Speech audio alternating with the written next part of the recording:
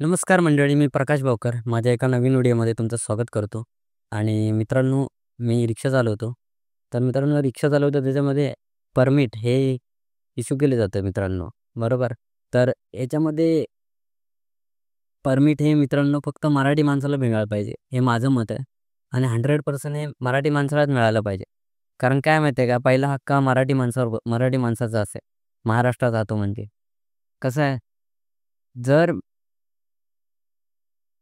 महाराष्ट्रात राहणाऱ्या लोकांचं असेल मित्रांनो, बाहेरून येणाऱ्या लोकांचं नसेल, परप्रांतीय लोकांचं नसेल, जे बाहेरच्या राज्यातून इकडे येतात, स्थलांतरित झालेत, कामानिमित्त इकडे आलेत, जे इकडचे स्थायिक नाहीत लोकं. थोडक्यात जे इकडचे स्थायिक नाहीत, त्यांना ही परमिट इश्यू करू नये. कारण आधी जेवढा रोजगार महाराष्ट्रात रोजगारासाठी लोकं वणवण फिरतायत. 2018 पासून जेव्हापासून लॉकडाऊन झालंय, लोकांचे नोकरीधंदे गेले. त्याच्यानंतर लोकांनी व्यवसाय सुरू केले, रिक्षाधंदा झाले लोकं. पण त्यातली सगळीच परमिट ही मराठी माणसाला मिळाली का? म्हणजे इथल्या स्थानिकांना मिळाली का? तर नाही मित्रांनो, बाहेरच्या पण लोकांना विनाकारण हे दिले. का दिले गेले ह्याचं पण मित्रांनो चौकशी झाली पाहिजे. कारण ज्याला काहीच येत नाही, त्याला इकडचं काहीच माहिती नाही, ते लोकं येऊन इकडे रिक्षा चालवतात. असे खूप सारे लोकं इकडे तुम्हाला भेटतील, सर्व्हे केला तर. पण मित्रांनो, मला असं मनापासून वाटतं, की हा इथला स्थानिक व्यवसाय स्थानिकांना मिळाला पाहिजे. कारण आपण बेरोजगार म्हणून इथं लिहून घेतात आपल्याकडे लिहून घेतात. तर माझ्याकडून स्वतःकडून लिहून घेतलं, की तू बेरोजगार असल्याकारणाने तुला हे रिक्षाचं परमिट तुला इश्यू करत आहे 15 वर्षासाठी. त्याच्यामध्ये क्वेश्चन पण विचारतात साहेब लोकं म्हातारे.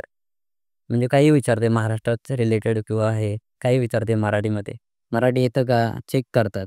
तर मित्रांनो, हे बाहेरच्या लोकांना मराठी येत नाही. त्यांना कसं काय तुम्ही देऊ शकता?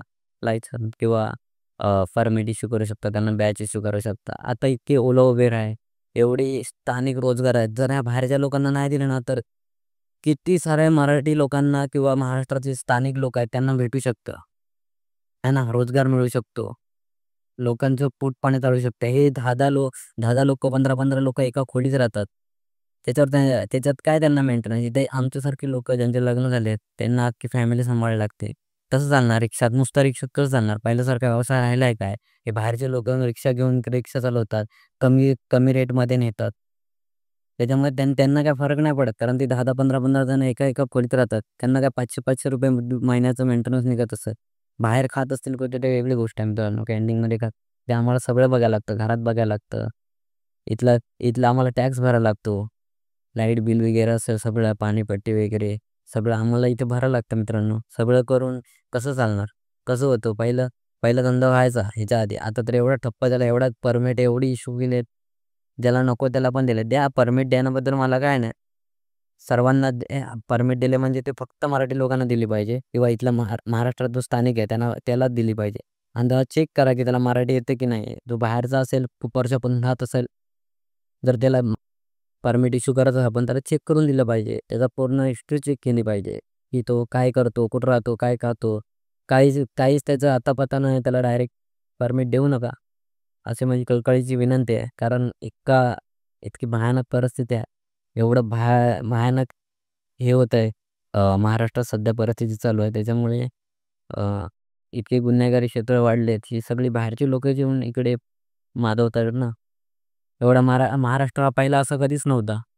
आता अचानक असं काय काय झालं, की एवढे गुन्हेगारी वाढली किंवा हे वाढलं. तर ह्याच्यावरती कंट्रोल असला पाहिजे. आणि पहिला हा विचार हा महाराष्ट्रातले विषयी राहायला पाहिजे. महाराष्ट्रात जे लोक आहेत त्यांचा पहिला विचार केला पाहिजे. नंतर जे बाहेरचे लोकं येऊन इकडे राहतात त्यांचा विचार केला पाहिजे शासनाने, असं माझी कळकळीची विनंती आहे. आता माझ्यासारखे असे किती लोक आहेत. आता माझे चॅनल आहे म्हणून माझे विचार मांडतोय मित्रांनो. पण असे किती लोक आहेत ज्यांना आपले विचार मांडता येत नाही. आता माझ्या चॅनलच्या माध्यमातून मी तुमचे शेअर करतो. असे लोकं किती भटकत असतील, किती वाईट वाटतं लोकांविषयी. आमच्यापर्यंत येतात, रिक्षा घेऊ का, हे घेऊ का? आम्ही काय नाही बोलणार काय? आता प्रत्येकाचा हक्क आहे घ्यायला, तर आम्ही घ्याच म्हणणार. आता नाही बोललं तर त्याला वाईट वाटणार, की नको हा स्वतः धंदा करतो, व्यवसाय करतो, एवढं कमवतो, एवढं कमवत असेल. काय कमवतो, काय नाही कमवतो ते रिक्षावाल्यालाच माहिती आहे. किती मेंटेनन्स आहे गाडीचं, काय आहे? हे फक्त एक रिक्षावालाच सांगू शकतो. गाडीच्या टायरपासून ते स्टेअरिंगपर्यंत आणि ते इंजिनपर्यंत सगळा खर्चच खर्च आहे, मेंटेनन्सच आहे मित्रांनो. तर गाडी घेतली 1-2 वर्ष चालली, नंतर गाडीचा खर्च किती आहे ते रिक्षावाला सांगू शकतो. म्हणून मला शासनाला विनंती आहे, जे पण असतील ना व्यवसाय, स्थानिक व्यवसाय कुठले पण असू दे, हे पहिले मराठी माणसाला इथल्या स्थानिकांना द्या. त्याच्यानंतर उरलं असेल हे बाहेरच्यांना द्या. कारण आता सहन नाही होत आहे, काय आमच्यासारखी यंग मुलं जर चालवायला लागली तर कसं होणार? बरोबर ना?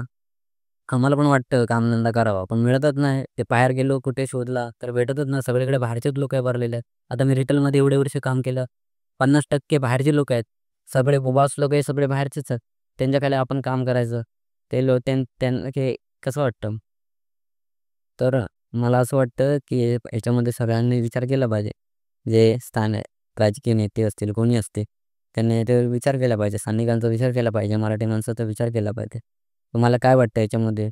तर व्हिडिओमध्ये काही चुकलं असेल तर नक्की कमेंट करून सांगा.